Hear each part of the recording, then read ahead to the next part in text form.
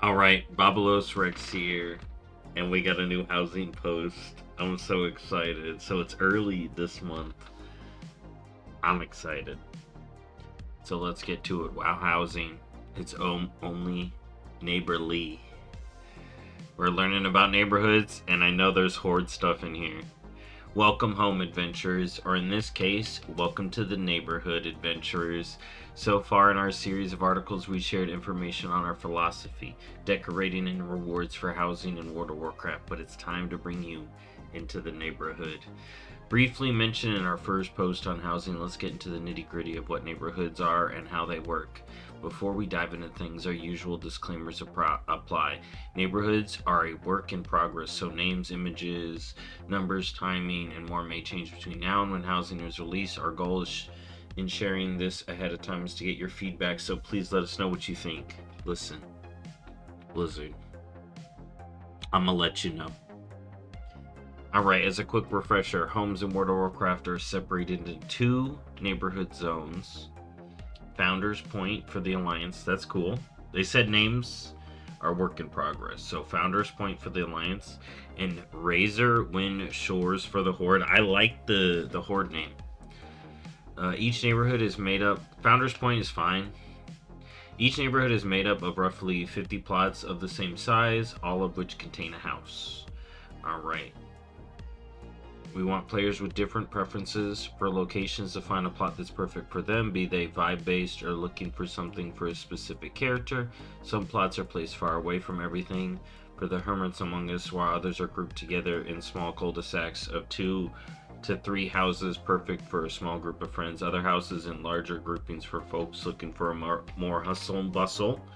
Alright, so they got hermit areas, small cul-de-sacs, and then they got more centralized city-ish. Similarly, there's a variety of biomes in each zone, ranging from Founders Point's spooky forest and autumnal farmland to the lush oasis and windswept bluffs in Razorwind Shore. In both neighborhoods, you'll find a dynamic central hub area full of both NPC activities and endeavors. Keep reading. Ooh. An important consideration for us is one of the reasons these zones are so big. For us, and one of the reasons these zones are so big is we want to give players ample space, partially because having a yard that you can decorate really lets people express themselves, but also because we wanted to make sure there's enough room between plots and players and run afoul of each other's yards. You won't have to worry about your neighbor's over old growth tree jutting through your delicate constructed heads mage. Oh my god, they don't want to have neighbor disputes. Your tree's encroaching on my lawn. You better trim that tree.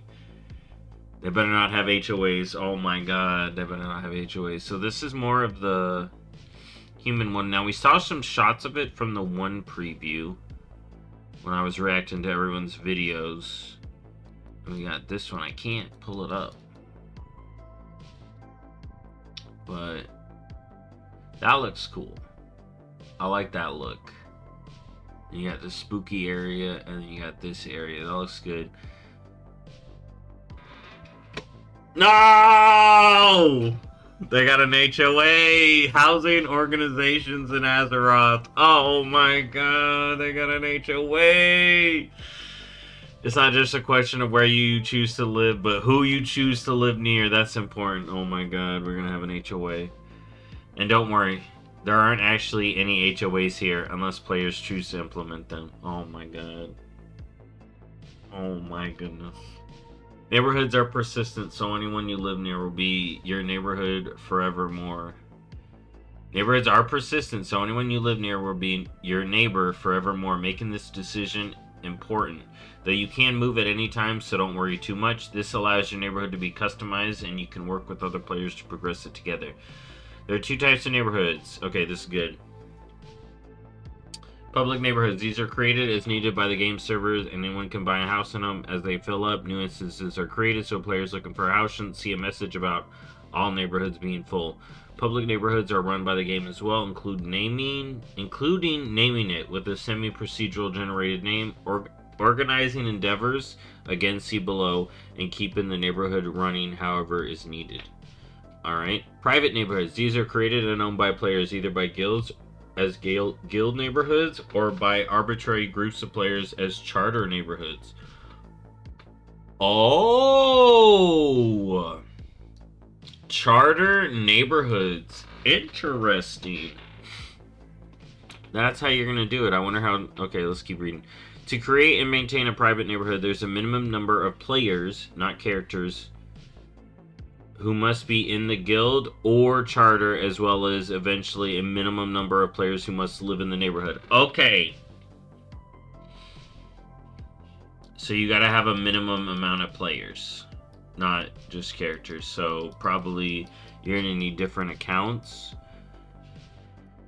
I don't know if you can have like multiple of your own accounts, right? So like, wow, 1, 2, 3, 4, 5, 6, all them sign onto a charter.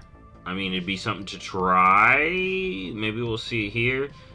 This is due to technical concerns around server and database performance, as neighborhoods are significantly more complicated than a simple instance. Oh. Guild and charter neighborhoods have largely the same functionality. They can be named by their owners, and names do not have to be unique, though they do have delimiters to differentiate them from one another. Players control who can live in them. For guilds, this is via the guild roster. If a guild removes someone, the player will be also removed from the neighborhood. Oh my god! Charters have manual control over who can live there via a special UI. Oh my god. Maybe I'll make a Bob neighborhood. There's a permission system for who can control the setting, membership, etc. Managing endeavors is the responsibility of the owner and the managers. Oh my god, I can be my own HOA! I've been looking at your lawn, and it doesn't meet the charter standards, so be gone! Oh my god. Pay me 1 million gold for every day your lawn isn't up to standards. Oh my god. I hate HOAs so much. There's one big difference, however, between guild and charter neighborhoods. Guild neighborhoods will have homes available for everyone in the guild through additional attached instances, regardless of the guild size. Oh, that's cool. So it will add enough to fit the guild. That's cool. While charters are limited to the maximum number of plots in the neighborhood. Okay, so charters have the hard limit of plots. The guild one will attach additional instances. That's kind of cool. Okay, we're looking at the horde one finally. This looks good. So we got Ashara. We got a little bit of Ashara. You see a little bit of the cliff there, but we got a lot of Ashara there. And we got a more deserty one. You can have meeting stones in your lawn, it looks like. And then... Oh, this is feeling a little trolly. Little Echo Alley. But that's the thing. Duratar is being kind of regrown. So this is good. I like this. I like the horde area. The Bob neighborhood would be in the horde area. If you want to be a part of the Bob neighborhood... Yeah. It's gonna be horde. Alliance one is good too.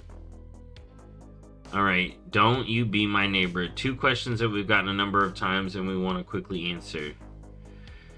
1. What happens if I don't like my neighbors in the neighborhood? We've designed this to be frictionless and straightforward, so you can just get up and move. You can choose to relinquish a house at any time, at which point your house's state will be saved, ready to be unpacked with a click when you purchase a new house elsewhere. When you move out, there's a regret timer started, so if you change your mind before purchasing a new house, you can move right back in. Purchasing a new house. Once you buy a new place or a timer elapses, your old house will go back up for sale and another player can buy it. It's worth calling out that if you're evicted from a private house, your house is also packed up too. A private neighborhood, your house is also packed up too. Man, I feel like they should have a solo neighborhood. I feel like they should have a completely hermit neighborhood for a player. If they do not want to engage with neighbors, give them hermit mode. Okay? That's all I'm gonna say. I feel like some people will want hermit mode because, like, if you can only make a private neighborhood with the charter, like that defeats the like. I get that they're like, we'll have a plot that's hermit based, but I feel like there are players that just want to be alone and don't want to be in a neighborhood, a public one. I know a public one it feels fine for most players and probably is going to be fine for most players, but I feel like if there is the ability, give people the ability to go hermit mode. Have a hermit house in each of the sections and be like, "Oh, you want a hermit mode? You get that plot, the hermit plot in the area, you know, the hermit plot in this spot, the hermit plot in this one, the hermit plot there, and then they get the hermit house. And it's just there's no neighborhood stuff. It's just their house, right? So they just get a house. They don't have to do the neighborhood. They just get the house. I feel like that would be a good option for players if you can. All right, and then because how much does this cost, right? Like, do you get your money back when you sell your house? So you can buy the new one if you need to move. Say everyone around you sucks and you don't want to be there. You want to move. You go to a new one. Are you losing money? That's what I'm worried about. 2, can people just walk into my yard and house? Depends. We want your house to be your space and for you to feel safe there, but also recognize that some people are more social. To that end, both your plot and your house have independent permissions that can be set to allow or deny friends, guildmates, neighbors, or anyone. This lets you, for example, allow anyone into your plot, but only friends and guildmates inside. Okay, so this is people can have their freak house, or people can have their lockdown house. Okay. Of course, these permissions can be changed at any time. If you want to make it private for a book club meeting in the afternoon and then open it up for a dance party at night, these permissions are frequently checked, so if you do change them, it will remove anyone whose permissions are no longer valid. That's cool that it'll kick them out. You can be like, eject. Yeah, they should probably put an eject button. A lockdown button. Everyone out. Everyone out of my house. That'd be good. They'd need a lockdown button. This is the part where we talk about endeavors. Alright. Okay. Oh. Okay. We're almost done. Endeavors are a neighborhood-wide activity open to anyone who lives in the neighborhood. Endeavors occur approximately once a month, and when a new endeavor becomes available, the neighborhood is provided with the opportunity to learn from various cultures and factions of Azeroth by completing different tasks. Oh, these are cool. I see. This is why I get why they want people in neighborhoods. But man, I feel like some people are gonna want hermit mode. Maybe I'm in the minority. I'm not gonna use hermit mode. I just feel like maybe I'm just overthinking it. Maybe the plots will be fine. This is cool though. I get why they want people in neighborhoods. Players in private neighborhoods can choose from a selection of endeavors, though occasionally a set endeavor appears to highlight things happening in the world. Oh, they're going to use this to show off stuff going on in the world. In public neighborhoods, the game servers are responsible for choosing which endeavors are active. Each endeavor has a group of tasks that are collectively completed by the neighborhood. As tasks are completed, more NPCs from that area show up, making various themed decorations available to the neighborhood inhabitants. Oh! Or even visiting players from other neighborhoods. And the neighborhood changes visually to be decorated in the faction's fashion. So you can visit a neighborhood with a thing going on and maybe get decorations from it. That's kind of cool. The number of tasks required scales with the neighborhood size. So a 50-player neighborhood will have to complete more tasks than a 10-player neighborhood. Similarly, if a neighborhood is less active, future endeavors in a neighborhood will also scale to the requirements to accommodate. That's what I'm wondering. I'm wondering what the minimum charter is. It 10? Are we looking at it right here? Is this 10? Maybe it's 5. I do wonder what's the minimum neighborhood, right? And again, I'm also curious, can I do it on my own account? You know? Can I make my own neighborhood if I wanted to? I feel like some players are going to want to make their own neighborhood, their account neighborhood. This looks cool. Val-Shara Endeavor. Now, what's interesting, right? This says Val-Shara. That looks very nightmare-y. But it could just be like Autumny, but it looks very nightmare-y. It's like, what's going on in Val-Shara? Like, hold up. Is the nightmare back? Let's get here, though. The tasks themselves run the gamut of gameplay. From crafting to gathering to questing to completing a dungeon or raid, we want there to always be a way for any given player to contribute to the endeavor, regardless of how they choose to engage in World of Warcraft. That's great. Successfully completing tasks not only yields rewards expected from that sort of task gameplay, but also grants a new type of Endeavor currency, which is shared across all endeavors, as well as Neighborhood Favor. Neighborhood Favor is used to level up your house and earn rewards, while the Endeavor currency is used to buy decorations from visiting NPCs in either your neighborhood or your friend's neighborhood. I really hope I don't have to buy multiple chairs.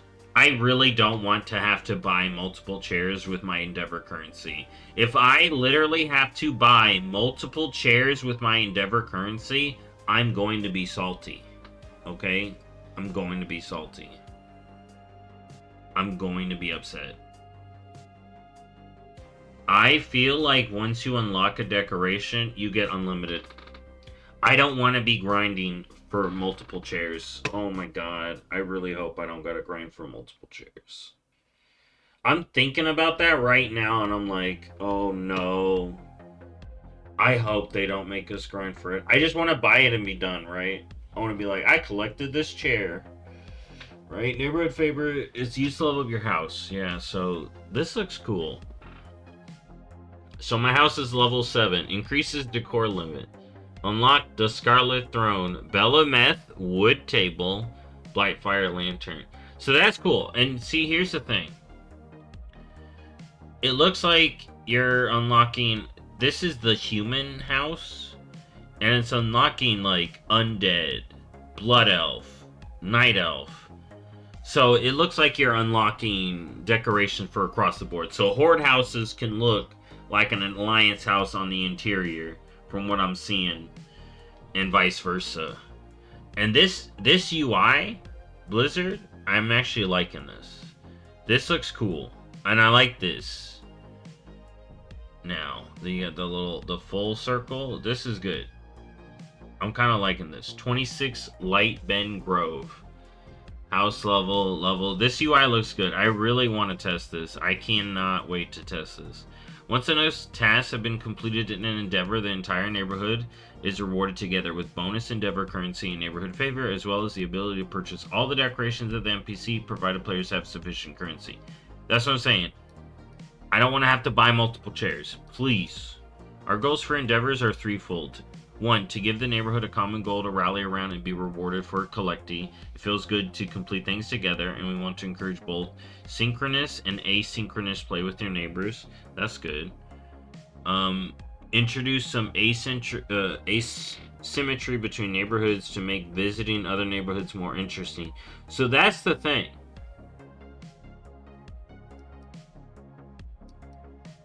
The entire neighborhood is rewarded. So wait, can I hop over to a neighborhood, help it out, and then I get rewarded? Or do I just can hit up the vendor? I feel like I can just hit up the vendor. That would be good either way. Time to get out of town. So it'll be good to know a couple of neighborhoods you can hit up. But also, if you have a guild neighborhood, you go, we're going to do this endeavor, then we're going to do this endeavor, then we're going to do this endeavor to unlock this stuff. Or if you manage to make your own private charter one, and you know what stuff, or you know a couple of charters. Say you have a couple of charters, right? So you have like 3 charters. One does this endeavor, one does that endeavor, one does that endeavor, and you buy all the decorations in this one, go over here, buy all the decorations, go over here, buy all the decorations, so you get all the decorations quicker. But maybe you won't have enough Endeavor. But we'll have to see. And then time to get out of town. This is just the start of what we're planning for Neighborhoods, and Endeavor is having a large-scale, persistent multiplayer space, and the ability for players to collectively contribute to it is truly exciting for us. Can't wait to build it with you. What do you find most exciting? Keep the feedback coming, and we'll see you next time. So that's my feedback for the most part. This looks great. So we'll be unlocking decor. Again, my main feedback is I don't want to have to be buying multiple chairs with my Endeavor if it's a finite resource. Right? This looks cool. I'm questioning what's going on with Val'Sharah. I'm curious what the minimum for a neighborhood, a private neighborhood is. Can one account with multiple WoWs do its own private neighborhood? Hermit mode. That's mainly what I'm talking about. But overall, I think this is good. Neighborhoods are cool as hell. I can't wait to test this. The more I read about housing, the more I like it. Like I said, I'm probably going to be in one guild neighborhood, and I may try to make my own, but I may have to go public. Now, I kind of wanted to have my own neighborhood with people I know, but depending on this minimum, I don't know how I feel about it. Eventually a minimum. Interesting. I get that there's performance issues, but man, that does limit it. That does limit it for me. But maybe I get, you know what? The more I read about the charter thing, it's probably a limitation. A server limitation. Like, imagine if a ton of people can make accounts and then make multiple private neighborhoods. I mean, you can already do that, though. It just, you couldn't do it with your own account, right? If they limit it so you can't do it with your separate WoWs, but you can just make other accounts and do it that way. It just makes it more roundabout. So, I don't know. I don't know what's the... Like I said, couldn't they do a hermit mode for some people too? I don't know. But the horde area, oh my god. Oh my god, this stuff looks so good. I like the Shari. You can see a Blood Elf tower up there. Looking like. This looks good. This area looks good. Desert. I like the cactuses. The new cactuses look good. And then I'm liking this tropical vibe. Horde are getting tropical, man. Alliance area got this cool. Oh, the nice cliff. Oh, the farm. Oh, the spooky forest. Or going to the beach. I'm excited. I'm excited. Bot neighborhood's gonna be in the horde one for sure. And these endeavors look cool. I wonder how people are gonna farm. Like I said, I can already see charter neighborhoods, people going around, or you can imagine the looking for X Endeavor neighborhood to buy decorations, man. They're gonna be hopping. But that's cool. I like that. I like this. This is great. WoW housing, neighbors is very neighborly. I like it. There's my feedback, Blizzard. I'll see y'all next time. Bye-bye.